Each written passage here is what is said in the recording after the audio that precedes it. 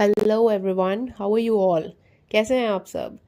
Well, it has been a long time since we last released our unfiltered Q&A series episode. So now we are back with our episode 4 of Unfiltered Q&A series. इस episode को release करने से पहले we thought कि थोड़ा सा और research करते हैं, थोड़े और लोगों से मिलते हैं, थोड़े और सवाल जवाब करते हैं, then we will come up with this next episode. So guys, now we are here, so without any much delay let's get started. First question.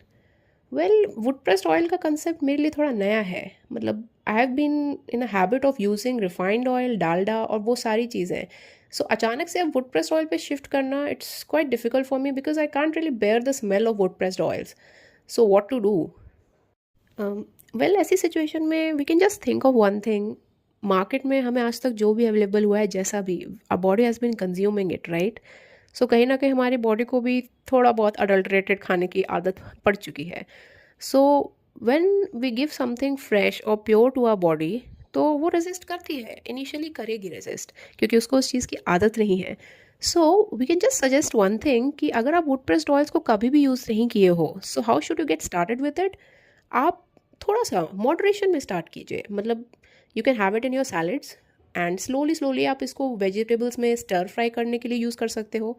And then you can also use it regularly in making your vegetables. And अगर आपको wood pressed oils की smell से problem है, so there are two things which you can do. एक होता है refrigeration. आप oils को रेफ्रिजरेटर में रख सकते हो एंड इट्स क्वाइट फिजिबल, आप उसे यूज़ करिए. फिर ऑयल्स का यूजुअली जो स्मेल होता है, रेफ्रिजरेशन जब आप करते हो तो थोड़ा सा रिड्यूस हो जाता है. Okay. And next best thing which you can do is कि आप ऑयल्स को जब यूज़ कर रहे हैं अपने नॉर्मल वेजिटेबल्स या कुछ भी बनाने में, तो उसमें आप ऐसे स्पाइसेस डालिए जिसकी वजह से ऑयल की जो स्मेल है वो डाउन हो जाए एंड आपके स्पाइसेस की स्मेल डोमिनेट करे. स्पाइसेस में लाइक यू कैन यूज़ जीरा एंड हींग वगैरह हो गया, मिर्ची हो गई, इस टाइप की चीज़ों को आप इस्तेमाल कर सकते हो. लौंग हो गया, जिसकी वजह से जो ऑयल की स्मेल है वो डाउन हो सकती है, कम हो सकती है. But trust me guys, I came across so many of my repeat customers जो कि रिपीट ही इसलिए कर रहे हैं because they love the smell of oils. They are like कि भाई हमें ऐसी स्मेल लिए हुए ही अरसा हो गया.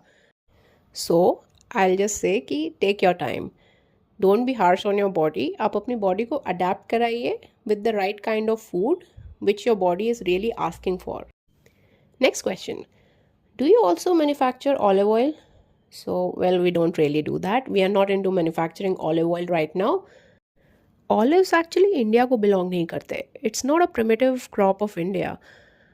And it's nowhere mentioned in our old traditional ancient books. Olives का कहीं भी mention नहीं है. But let's be honest, I don't want to sound biased here.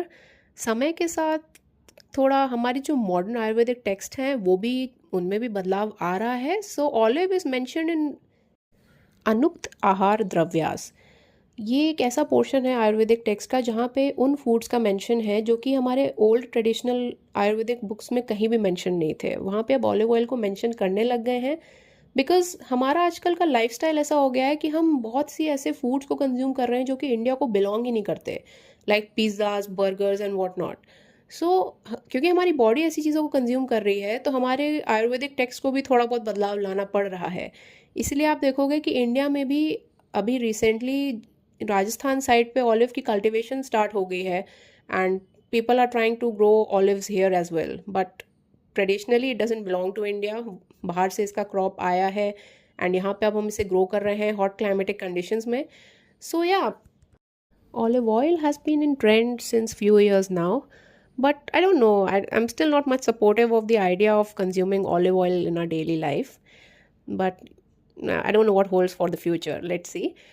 आजकल बट प्रॉब्लम ये है ना कि ऑलिव ऑयल का extra virgin plus olive oil जो होते हैं वो मार्केट में अवेलेबल होना, वो मतलब बहुत ही बड़ा चैलेंज है. I mean it's quite costly.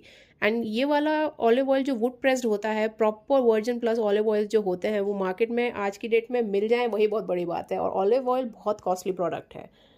So instead of olive oil we suggest people to consume yellow mustard oil because वो भी एक तरीके का न्यूट्रल ऑयल है and it is one of the best oils for detoxifying your body. आपकी body का detoxification yellow mustard oil से better कोई ऑयल नहीं कर सकता.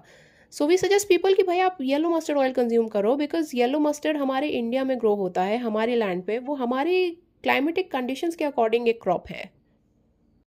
बाकी try consuming wood pressed oils in moderation.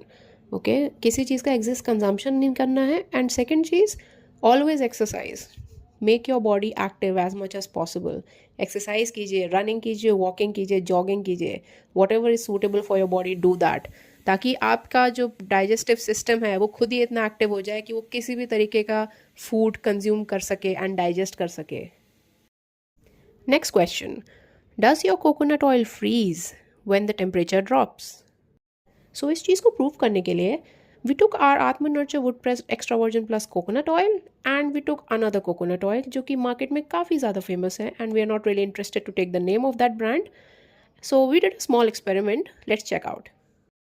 हमने दोनों टाइप के कोकोनट ऑयल्स को प्रॉपर फ्रीज़र में रखा है for 24 hours. So what exactly happened after 24 hours? You can see it in the video. हमारा कोकोनट ऑयल एकदम प्रॉपर तरीके से, थिक तरीके से जम चुका है and it was not ready to melt.